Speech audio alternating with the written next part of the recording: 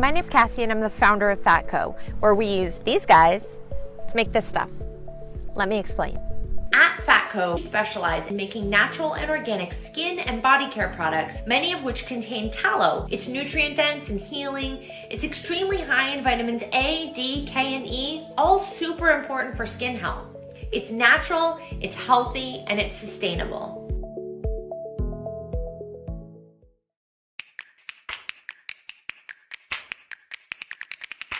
I don't care if it's a week, 2, 4, 6, 7, 8. Who do we appreciate? LeBron James. That's who y'all gotta start appreciating. And you gotta stop disrespecting this man. You got AJ Brown, who's a legit number one, and you got Julio, who's another legit number one. One of them dudes gotta get double teamed. Who gonna get double teamed? And whoever gets double teamed, the other one gets the ball. I'm saying this with no pun intended, with full of pride. Ladies and gentlemen, boys and girls, as children say in the streets, what it fucking do, baby? It is your boy Pride. Welcome to another episode of the Prideful Takes podcast. Mike won't be here, so I decided to drag my boy Chris Gonzo Gonzalez. I decided to drag him out from what he was doing so he could be here. Chris, how you feeling today, my guy? I'm doing good, man. Been watching baseball and the Masters, watching Tiger go. He's been pulling my heartstrings all day. Thought he was going to go the other way and be out of it. Now he's looking like he's about ready to turn it on and be in contention again. I'm convinced Tiger just did that on purpose. I'm convinced that like the beginning performance. At first, I thought it had to do with the wind because a lot of people who are like Dustin. Why am I drawing a blank on his last name?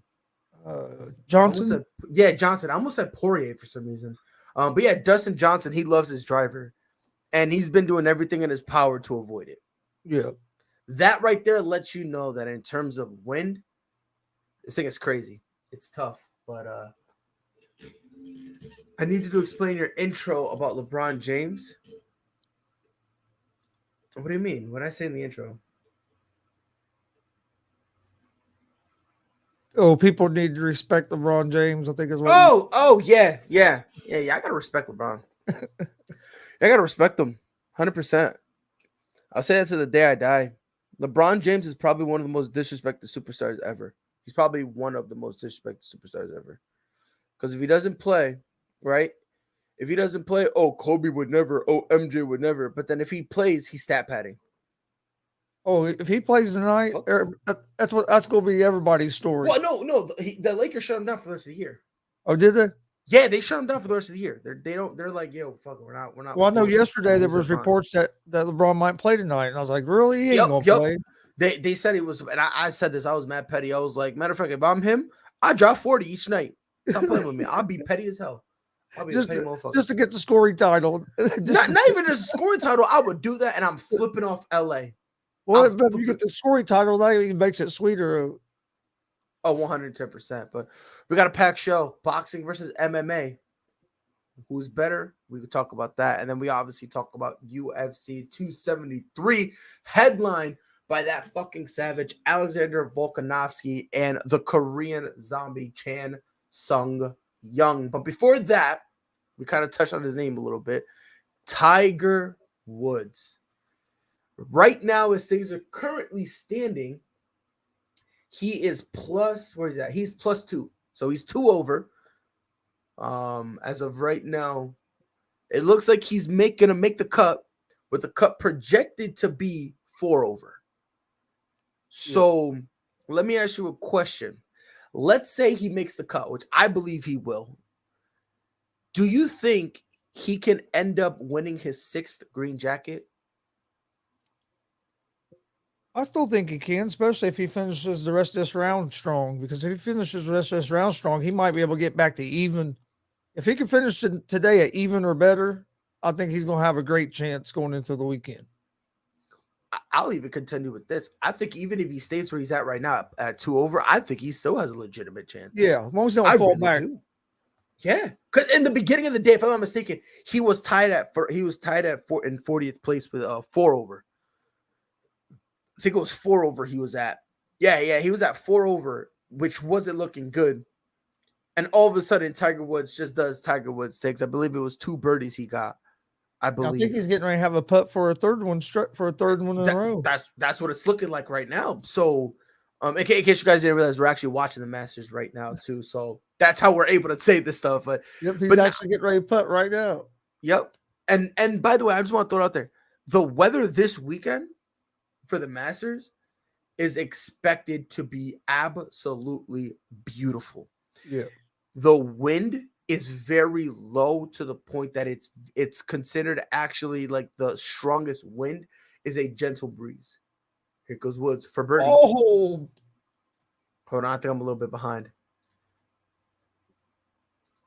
Look at him. What a guy. Don't tell me what happened. Come on, Tiger. Just you say, oh, I think he missed it. But at the same time, he could have made it. Is he going to make it? Oh, my God. Talk about robbery.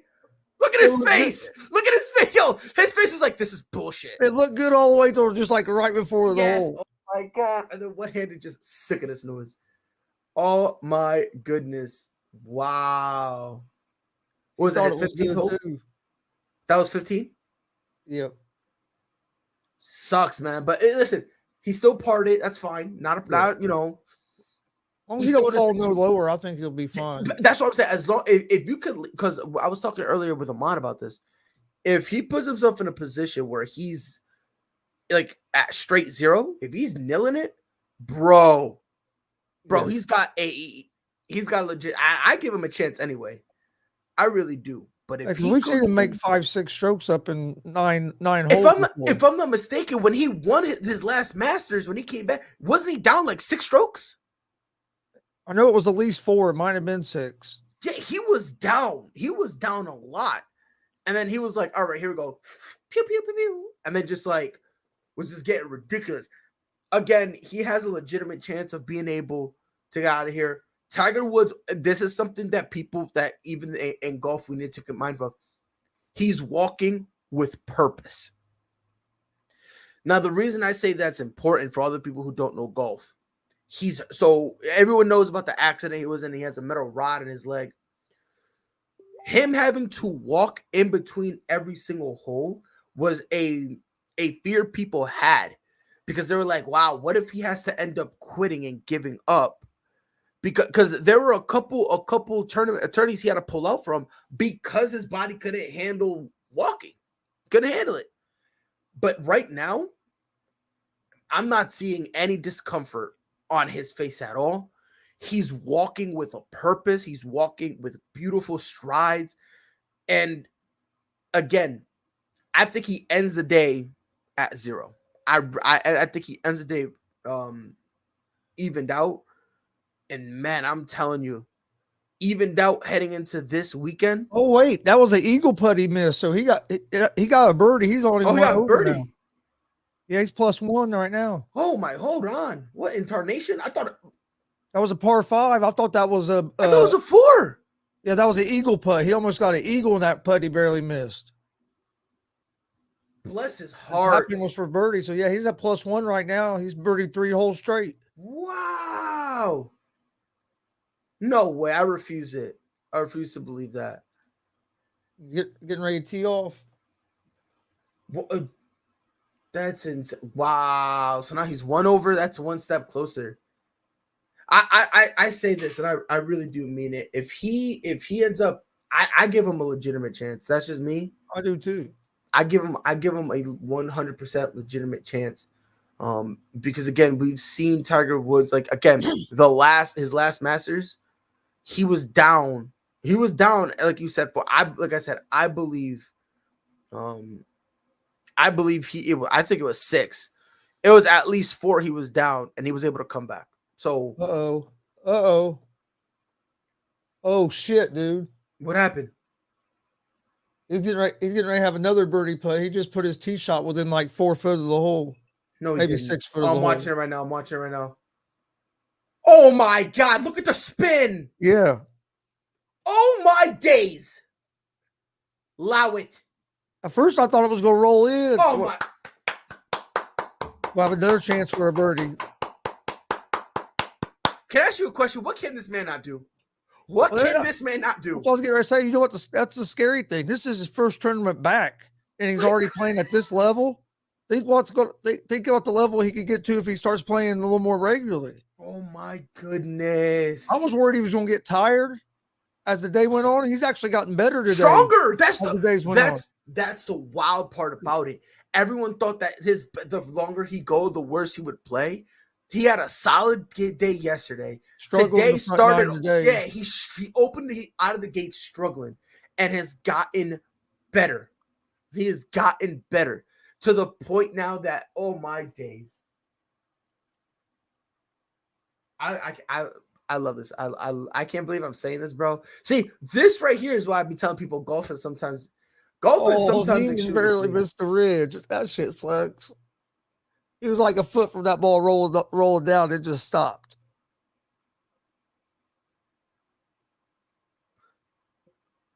Ooh. No spin at all, just a boop. Oh, yeah. That's going to be a hell of a putt downhill. Yep. No, and that's and you saying downhill, that's another thing. He was trying to have that little backspin on it, but he missed that slope completely. Even though he didn't have that much backspin, if he hits that slope, I think it still comes back. Yeah, I really do. But oh man, you overshot that one bad, bro. Laurie, -3. What a guy. Tiger sees this will be the 16, so he still has 2 more holes. He could get the I think this is he only has hits 2 this more. Will be even going into the last 2 holes. Imagine you can make an argument from this cut. He could be contending for first easily. Will it birdie? Oh, so close. Good job, though. Scheffler's playing good today, You said who? Scotty Scheffler. Yes. I honestly, a lot of the people, it's bizarre. Maybe I'm weird. Maybe I'm looking at it wrong. But a lot of the guys who struggled yesterday are playing great today. And a lot of people who played great yesterday are kind of struggling a little bit today. It's so bizarre. It really is, Dustin. So right now, Scotty -6. Bless his heart. A lot of it has to be the weather, because the guys that played in the afternoon yesterday struggled, and the guys that played in the morning done good, and the day was the same way. The guys during the morning were doing pretty good, and these guys in the afternoon Tigers picked it up in the afternoon. Yes, I don't know what, but again, it's just this kind of good woods, man. Oh, that's not a good one either, man. For Tiger? No, I think that might. I got triggered. I was about to say, don't tell me Tiger messed up that putt, man. That was Scheffler. Oh, they haven't showed Tiger's putt yet. Nah, he's not up yet. But like I said, man, it wouldn't surprise me if he wins the Masters on Sunday. I'll be honest with you. I'm gonna be mad in a way, because I'm gonna be at a wrestling show streaming live, so I'm not gonna be at home watching it. I ain't gonna lie, dude. I stood in front of my TV and started crying last time he won the Masters. It's just so inspirational. I was just into it, and all of a sudden I'm like, wait a minute, I'm fucking crying. What the hell? Dude, it's just so inspirational. Speaking of crying, though, this conversation has a lot of people crying, man. Boxing or MMA? In my opinion, I think there's a clear-cut answer, but I want to pose it to you first. MMA or boxing, in your opinion, which is better? I used to be a big boxing fan, but now I think UFC is better. I think boxing got ruined by a lot of corruption. There was too many fights that us as fans would watch, and the guy that we knew got his ass kicked the whole time somehow won the fight. And it just kept happening, and finally people got away from boxing a lot. And it's weird that the boxing pay-per-views and stuff still make so much damn money. You don't hear about boxing very often, and all of a sudden you'll hear about a big fight. Yep. And honestly, it really comes down to Tyson Fury, like the whole Tyson Fury, Deontay Wilder, Canelo versus Triple G. And that's why I worry about with UFC, where I think they need to figure out something with their scoring or their judging, because you're starting to get to where you'll see 2 judges have it real close, and another judge has it completely different by 3 rounds. Yeah. What I genuinely believe, and I think both MMA and boxing could use this. You make refs have to go through like a thing of training, right? I think you need to do that same thing for judges. Either that, or who should be judges? Former top tier fighters. That's what I was getting ready to say. Or have a couple of your former top tier guys train the people that are going to or be even that. judges. Yes, like you know what I mean, like But because have there's some of your just Hall of some Fame guys people. be the judges. I mean, like imagine a team led by GSP, Matt Hughes, Boss Rutan, showing them, okay, look, when you're judging this, this is what you're looking for. If a guy did a takedown, great. Or have That's guys like nice. that be the judges. Or GSP, that's what Boss I'm Rutan, saying. and That's what I'm saying. Bring back. Listen, I understand you guys are mad at him, but bring back Chael Sonnen and just have him judge. Like, you know what I mean? Like, and that's just me. Like, I've always thought it was weird. Like, why are we letting certain people who don't even know what they're watching judge? It's always been bizarre for me. It's been extremely bizarre. I never understood it before. yeah. I really haven't because, again, you're now letting people who can't even spell fighting judge it. And then again, like you said, there's one guy who'll go, oh my God, look, you got, for instance, like we're going to get into this, but the first Aljamain Sterling fight with Piotr Jan. Piotr Jan was brutalizing him. And that fight wasn't even close. Yet one judge had it in favor of Sterling. Yeah. I don't Like, how? Explain. But Yeah. you'll never get the explanation. But I don't know, man. For me, look, me personally, I'm taking MMA. And the only reason I'm taking MMA is because, and like I said, to me, oh, here comes Tiger Woods. Hold on. El Woodster. Yo, you got the announcers cheering for you. Come on, brother. Boom. Did he get it? Oh! What the fuck? What the hell, man? God. He's still one over. God. Still, he's in good shape, though. Going in the last two, only one over. Yep. What's up, Ukes? But yeah, for me, let me tell you why. I'm gonna tell you why I pick MMA. Simple. Because with boxing, it's a very limited sport. Very, very limited. For me, it's why, you can punch guys, but then you can't kick them. In the UFC, in the MMA, it's everything. It's everything. Not only you can punch and kick on their head, shoulders, knees, and toes, and all that stuff, but think about it. You now have grappling. You now have jiu-jitsu. You now have different assets of that game that's coming in. So that's kind of why, me personally, I'm gonna take MMA. Chris, as I have you here, very interesting question. I don't know if you heard about the Brian Flores lawsuit. Two additional gentlemen have basically jumped in and joined him.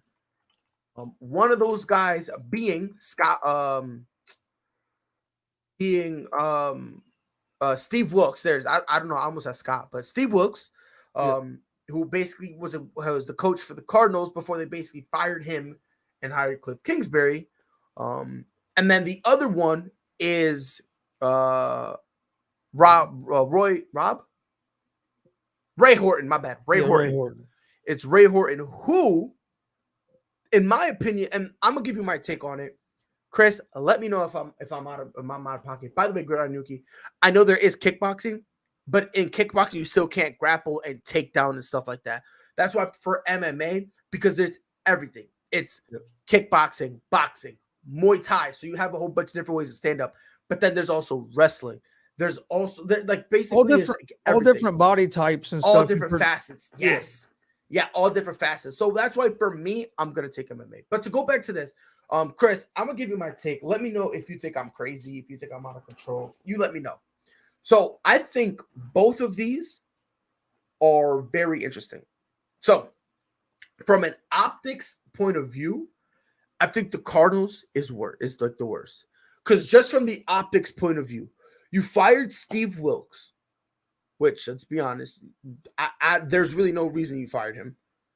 But you fired Steve Wilkes and replaced him, a black head coach, and you replaced him with a white head coach. In terms of optics, that looks weird, right? Now, this one, the Titans one, that's the one that's fucked. In case of you guys don't know, Horton was basically interviewed by the Tennessee Titans to get the head coaching position. I think it was in 2016. I think so. Yeah, I think so. Yes, 2016. However, they came, and by the way, the person who said this, they gave the head coaching position to Mike Malarkey. Excuse me. Yeah, I had a burp. But Mike Malarkey. They gave the coaching job to Mike Malarkey. And this is exactly what Mike Malarkey said. And again, on a podcast. On a podcast, these were the words that come out of his mouth, right? They told me I was going to be the head coach. And when he says they, referring to the Titans, they told me I was going to be the head coach in 2016 before they went through the Rooney Rule. And so I sat there knowing I was the head coach in 2016 as they went through this fake hiring process, knowing a lot of coaches that were interviewing, knowing how much they prepared to go through those interviews, knowing that everything they could do, they did, and they had no chance to get that job. Again, this is the guy who got the Titans head coaching job. And he just told you it was a sham. Mm-hmm. If I'm out of pocket, you let me know. This is as concrete as you can get. Oh, no, I agree with you. I just want to make sure I'm not crazy. I'm interested to see what the NFL does. I mean, they're going to have to do something, but I don't know what they'll do. I mean, should this dude still be able to be? I mean, should he still be a GM? Who, Malarkey? Or the guy that was the GM when that happened. You see what I'm saying? He's the one. That's an interesting question, and yeah, it is messed. It's badly messed up because again, they told him, and then they went through the Rooney Rule, and and you know what I mean. But again, it's interesting too. Back to your point about Wilkes, what made that even look worse? Not only did you go hire a white head coach, you went and hired a white head coach that was a head coach in college and lost his job and was taking an offensive coordinator position at USC. Right? Honestly, you could argue that he wouldn't even. There's no way he was the most qualified. No, which again is weird, right? And then basically the Titans are racist. I don't know. But I will say this though. Something weird's going on over there. The dude shouldn't be a GM no more. I don't know, man. I just think it's weird. I really do. I mean, there has to be some kind of punishment for it, or it's just going, or nothing's ever going to change. I don't. But that's the thing. Like, I don't. In my eyes, I don't. To be honest with you, this is a situation where they don't think it's wrong. Let's be honest, yo. Like, this isn't the first time this has happened. That's true. You know what I mean? But like I had said on the morning show at one time, it's never going to change until we get some of these old owners out of here, and somehow we get a couple minority owners. Then we can get things to start changing. But that's the only way it's ever going to change. If we still have these 80-year-old guys owning the teams, nothing's going to change. I hate to say it, but they're not going to change much because these 80-year-old men, they're set in their ways. They ain't going to listen. It's just. I mean, it really is a reality situation. They're the ones that have the money and have already had the team, and unless your NFL just goes in and makes everybody sell and starts all over. Yeah, bro, it's wild, man. It really is. Because even the Rooney Rule, and the ways they try to encourage the Rooney Rule, I don't really like. I don't know, man. Because you shouldn't have to be. There shouldn't have to be a fucking incentive that you have to hire a minority for you to hire a minority. Hire whoever's best for the job. Right. And that's the sad part about it. There's a lot of minorities who are good at the job, but won't get it because of their skin color. And it's wild because at the end of the day, guess what? You do the Rooney Rule. The sad part about it, it's not really going to work because it's not going to hire anybody, because what happened with the Titans, that's probably, in all honesty, what everyone else does. That's literally probably what everyone else does. They already have their guy picked, and then they just, I'd say at least 90% of everybody. Right. You know what I mean? And that's kind of the sad situation. I think some of it does have to do a little bit with racism. And you know what I think a lot of it really also has to do with, that people really don't talk about? Bad business practices. I think there's a lot of times that they promise a guy a job and then they end up doing the interview and then they like someone else, but they already undercover signed that guy. So there's nothing they could do on you know what I mean? Because then if you sign him, but then you signed it before the ruling, before you interview these other guys, you can't fire him. You literally can't, because at the time no one knew you signed him. So it's this weird thing where it's like, I really think some of it has to do with bad business practices, that they like one guy and then they sign him and then maybe they're like, well, that's why I hope, that's why I hope the Tampa Bay Bucks have a good season this year with Bowles as the head coach, because Arians doing that and stepping down and making Bowles the head coach. That's a big step, especially if it works out and they have a good season. 100%. Yeah, if it works out and they have a good season, it's gonna be interesting, bro. It really is. But last topic I want to get into with you today: UFC 273. Gilbert Burns versus Khamzat Chimaev, Aljamain Sterling versus Petr Yan, Alexander Volkanovski versus Chang Sung Young, aka the Korean Zombie. Let's start first off. Burns, Chimaev, who you got? Burns and Chimaev. Oh, Chimaev. I don't think Burns is going to be up my head. Chimaev just looks so dominant. I know this is going to be his biggest test, fighting Burns. Yes, but the dude has just looked so dominant against everybody they put in there. They put in there with him. And yeah, I'm going with Chimaev. Okay, so but that reminds me, on your show, you do bets. You're a sports betting guy. I know last time I checked, Chimaev was the favorite. Last time I had checked. I'm trying to pull it up now, because I'm almost positive he was. I think he was too. I could be wrong, but I think he was. Let's see. Yes, he is. Okay, so I have right here. Yeah, he's a minus 490. Earlier in the week, man, it was a lot closer. It was. I don't. As this fight's gotten closer, it's starting to spread more. You're starting to see a massive spread. Gilbert Burns is at a plus 360. If you were to have to bet, are you taking the over under? Oh, if I was betting on just who's going to win the fight, I think Chimaev. But being at minus 490, there ain't no value betting that. So I would do like the double chance for Chimaev to win by knockout or TKO.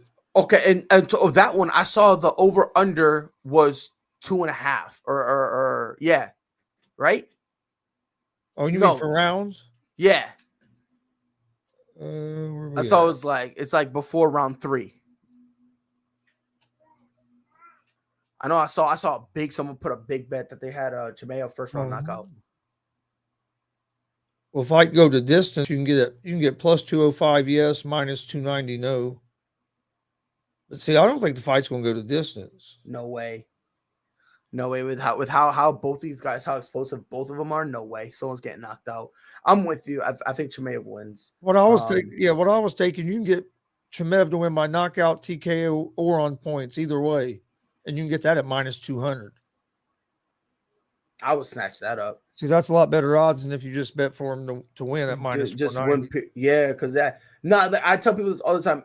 Once you start getting like minus 490, like minus 300 and under, I try to avoid those because there's no incentive. Yeah, there's no value in it because it's really not. it's really not. You know what I mean? So Because even if you win, even if you get the bet right, you're not winning much money at all. it's to the point that I it's mean, literally not even worth it. Like there's and another if you fight. lose, you lose a pretty good chunk of money. So it's like To be honest, right? And it's like kind of like into the next fight we'll talk about, but we'll get into that in a minute. But yeah, I think once you start getting into like minus 300, even if it's me, minus 300, I think for me is a little bit of a stretch. I'm for me, minus 250, minus 150, those are the kind of the bets I go for. Because yeah, sure, it's not a sure thing. There's some risk, but the risk to reward ratio is just significantly higher. yeah, to the if point it's that it's usually actually over worth it. like minus 250. Right. I usually won't bet it if I'm gonna bet money. I ain't gonna bet it usually over a minus 250 because just ain't a whole lot of value in it. I like you said, like minus 160, minus 170, even minus 190. I'll take, but you start getting like over 250, 260. It's just It's like, there's is no it really value. worth? Right. It's like you really gotta hesitate and say, huh, is it really worth it? So that's kind of like when I see a situation like that and you want to bet on Chimaev, that this is something where I parlay it. Maybe Yep. it's just me, but like if you really want to do this, like those odds are something you parlay. Which when you do multiple bet, that's just me. Yep. If you're going, if you use higher odds like that, that's real good. Right. Parlays. That's why I use. If I bet on UFC, I usually do. I don't bet a lot of money, but I bet like a 4 fight parlay. I'll pick like 4 fights. I'd usually do one like about that for most of UFCs, and that's it. And that's it. Because and again, that's if we're doing these type of odds. Because again, that's You can basically bet- when you'll be able to get the No, most you can money. bet 10, $15 and win $150, $170 Yep. With those, sometimes yep. You really can. You really on can. them parlays. Yep. So we both agree Chimaev. Now, I just saw something on Twitter. I want to get your take on it. Dana White said if Chimaev wins, we see him and Colby Covington next. What are your thoughts on that? Who was it? You cut Dana out. White said that. Oh, Dana White said that if Chimaev wins this weekend, so if he wins tomorrow, then it's going to be Chimaev versus Colby Covington. That's going to be the next fight. Now, if it's a lie, it was Dana White who told it. That don't make no sense. Well, so here's the reasoning behind it. So Burns is Chimaev, number 2. right? But here's the thing. Chimaev. Here's the weird part about it. Dana White loves Chimaev, but he loves Colby Covington more. We all know this. He loves Colby Covington more for some unknown reason. Right? I don't know why, but it's just like I'm pretty sure they participated in the same orgy once. Their tips touched, and they were like, "Oh yeah, you're my soulmate." I'm convinced that's what happened one day accidentally. He desperately wants to keep Colby Covington relevant. I said this from the jump. If Chimaev wins, he's not fighting Colby Covington. He's getting the winner of Usman Edwards. Yeah, if I'm Chimaev, there's no way I'm signing to fight Covington. No, I want my title fight. I beat the number 2 guy. Yeah, I beat the number 2 guy. And congratulations. Yeah, I understand. Colby Covington doesn't deserve another title shot. Come on, bro. He's nowhere near it. If anything, he should be down at 11. Let's just Don't get me wrong. I think Chimaev will beat Covington, but that's besides the point. I just don't think he should fight him. Let me be honest. Let me know if this is a hot take. I genuinely believe, and I'm being serious when I say this, Chimaev beats Covington easier than it would take him to beat Burns. I think Covington is the easier fight. I can see that. I know Covington's a wrestler, but man, Chimaev ain't no joke grappling wise either. Nope. And he has so much power. Ridiculous power. I just want to get your thoughts on that because when I saw that, I was like, that to me personally, that makes no sense. That's just like you said. It's Tiger's getting ready to tee off on the 18th, and he's 1 over. Yep.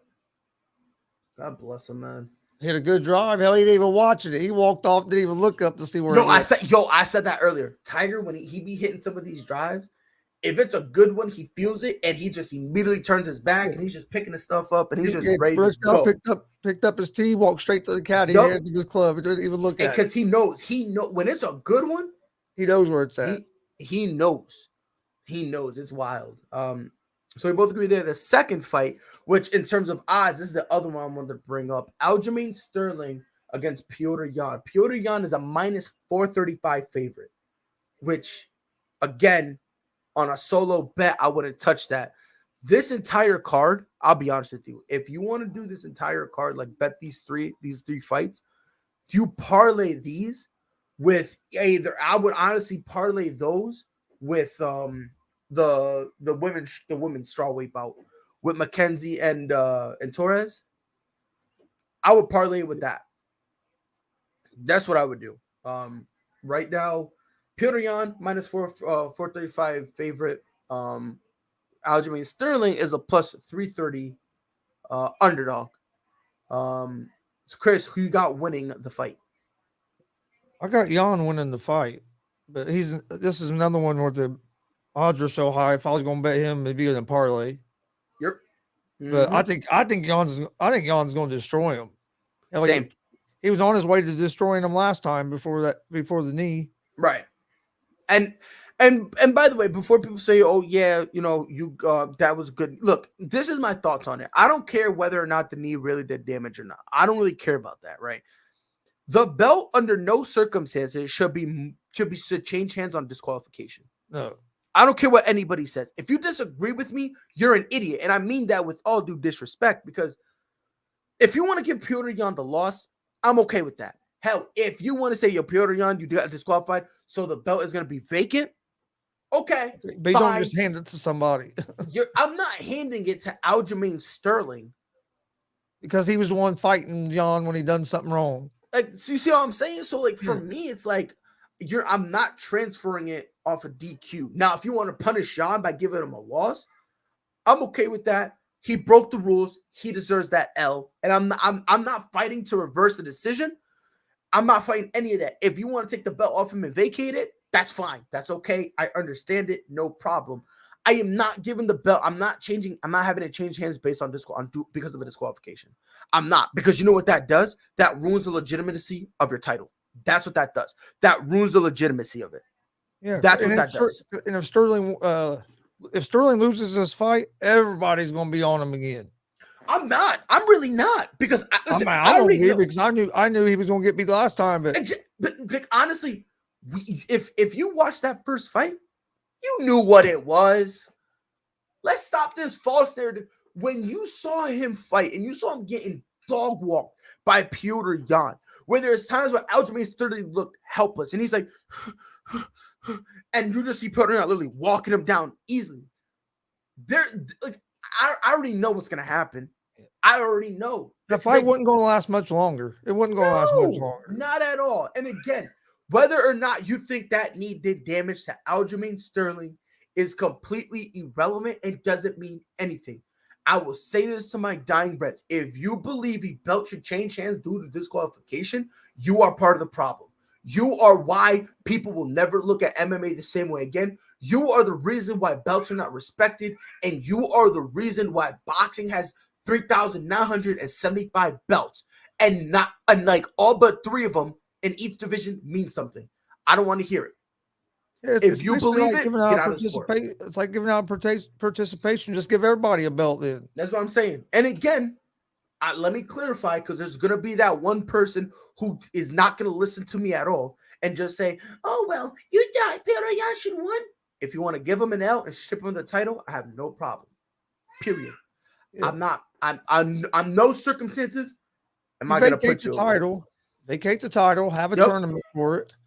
Either a tournament or run it back. Whatever you want to do. Either a tournament or run it back. Because it's ridiculous. Have a tournament for it and let him be be involved in the tournament, or run it back. Interim titles shouldn't be made for situations like this. No. You know what I mean? It's made for if a guy gets like injured during training camp or something. Right. That keeps him out of the cage. Because he's like, "Oh yeah, I had back problems and I had to get surgery." I don't want to hear that bullshit, because you've been fighting like that your entire career. Now all of a sudden you got the belt and now you want to take surgery?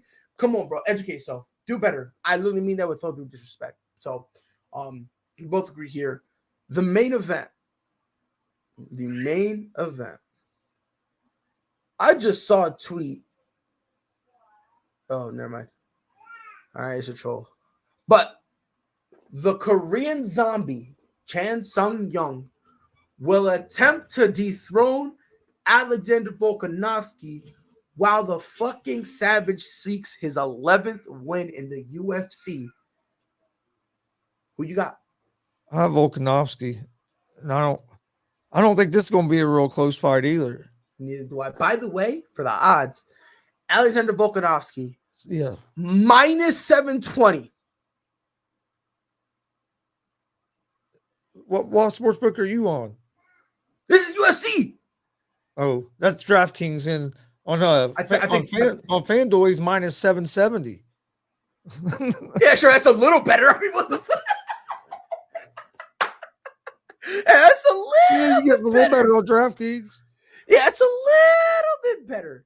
The point still remains, though. You're not betting on him. Get the fuck out of here. If I was betting on this fight, I'm betting on method of victory, and I'm taking Volkanovski by knockout or TKO. Yep. And you can get that at plus 210. I would do that. I mean, there's good value there. I thought things going to happen. There's some value there, and I could see him. I could see that happening. I really can. The only chance I think Korean Zombie has is if he goes back and to fighting like he did when he was a little younger. Goes back to doing some of the wild stuff that little wild style type of junk. Oh, yeah, because if he just stays in the pocket, I think he's going to get his head bounced around. I think he needs to do a combination of the two. I think there's gonna be points where he needs to stick in the pocket, so that way Volk meets him in the middle, and then when he does that, then kind of go to your little wild style type of thing. And that's what I think. Like I really think that. I'll be honest with you, because, and again, maybe it's just me, maybe I'm just crazy or whatever, but I don't know, brother. I don't know, man. I think Volkanovski is just going to be too much for him. Oh, it's going to be way too much. He's not going to know what to do. He's not going to know what to do. And I'll be honest, maybe it's just me. Matter of fact, first round knockout. You heard it here first. I think it's going to be. I'm betting on that plus 210 for a knock, as long as he wins by knockout or TKO. Yep. The other fight, there was a big underdog I like. It's the last fight on the prelims. Let me find them again. You said the last fight on the Gary against Weeks. Oh, Weeks. Mm-hmm. Weeks is at plus 290. I like Weeks to win that fight. Yup, right here.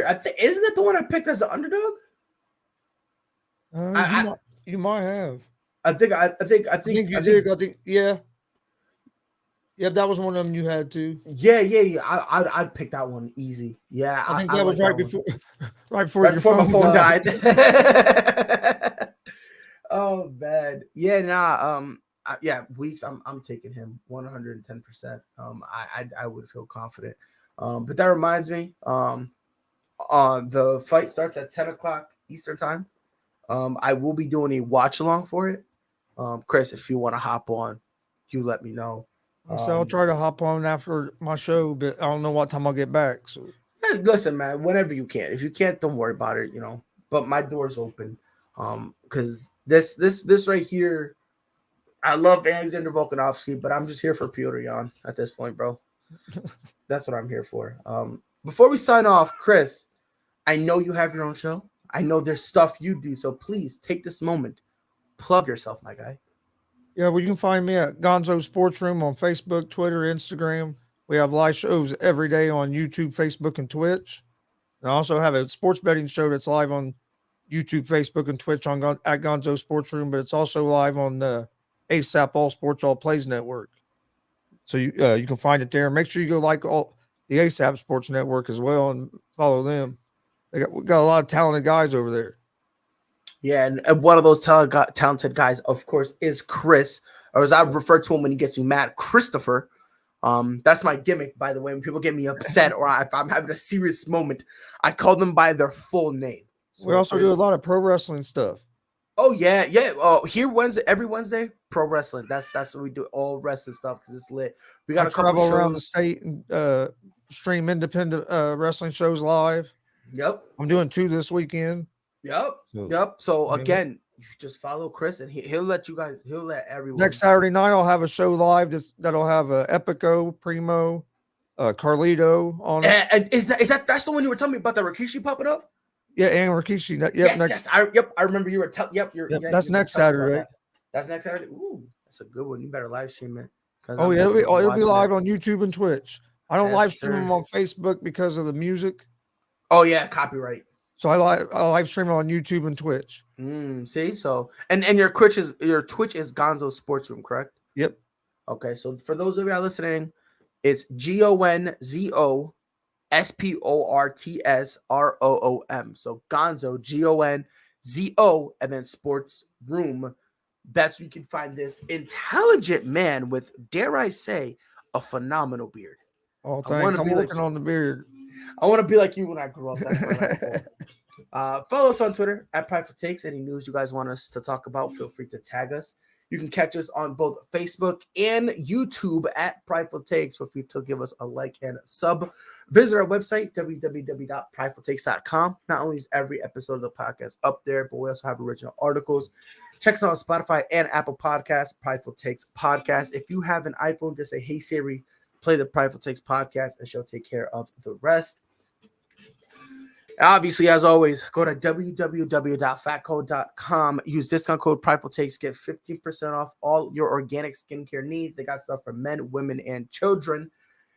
And if you guys are on Facebook, your boy's starting a gaming channel, Pride Gaming 22, CSGO, both original, just legit GTA and role-playing GTA, Call of Duty, Apex Legends.